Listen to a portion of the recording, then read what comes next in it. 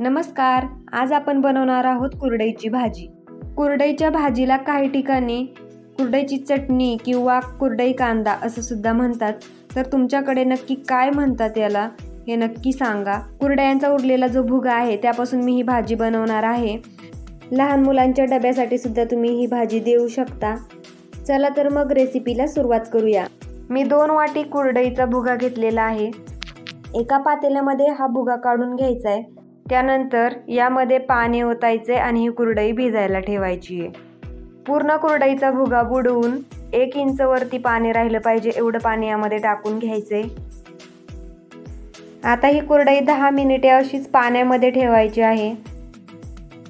10 मिनिटांनंतर कुरडई छान फुललेली आहे. तर आपण आता ही चाळणीमध्ये काढून घेऊया.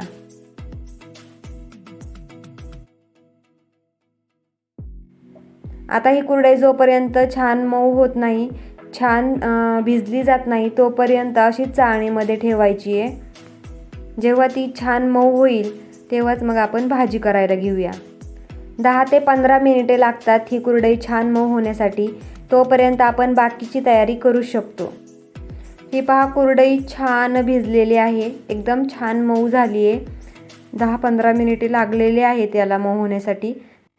तर तुम्ही पाहू शकता किती लवचिक झाली आहे कुरडई. अशा प्रकारे एकदम मऊ आणि छान भिजायला पाहिजे आणि मोकळी मोकळी होते अगदी.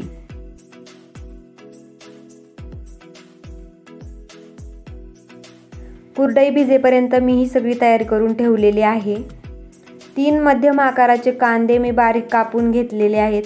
त्यानंतर या 7-8 लसूण पाकळ्याचे बारीक तुकडे करून घेतलेले आहेत. बारीक चिरलेली कोथिंबीर घेतली आहे. 8-9 कढीपत्त्याची पाने घेतलेली आहेत. 4 हिरव्या मिरच्यांचे तुकडे करून घेतलेले आहेत. तर हिरवी मिरची तुम्ही तुमच्या चवीप्रमाणे वापरू शकता.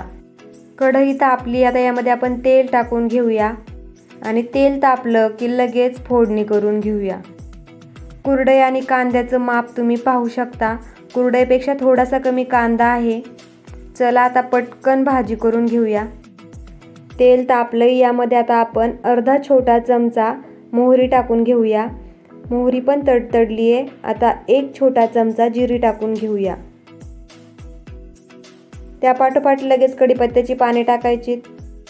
लसणाचे तुकडे टाकून घेऊयात. कोथिंबीर टाकायची आहे. त्यानंतर हिरव्या मिरचीचे तुकडे टाकायचे.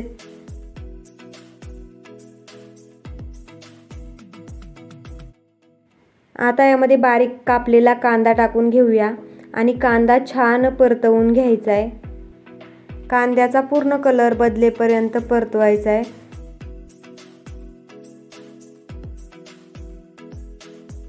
हे पहा, मस्त परतला गेलेला आहे कांदा. आता यामध्ये आपण थोडीशी हळद टाकून घेऊया. छोटा पाव चमचा आपण हळद टाकून घेऊ. यामध्ये आता कुरडई टाकून घ्यायची आहे.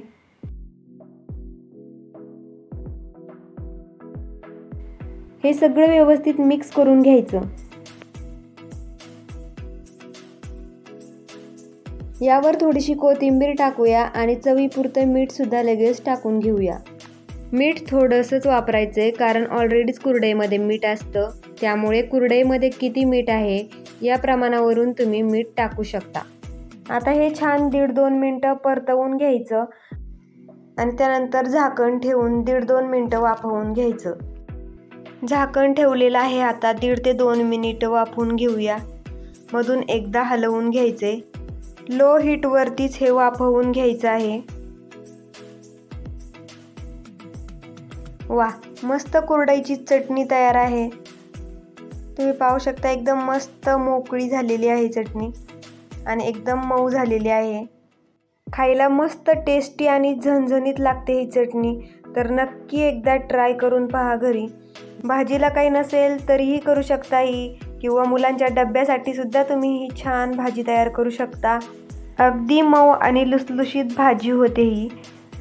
तुम्हाला माझी आजची रेसिपी कशी वाटली हे नक्की कळवा आणि आवडली असेल तर चॅनलला नक्की लाईक करा, शेअर करा आणि सबस्क्राईब करा आणि बेल आयकॉनवरती क्लिक करायला सुद्धा विसरू नका.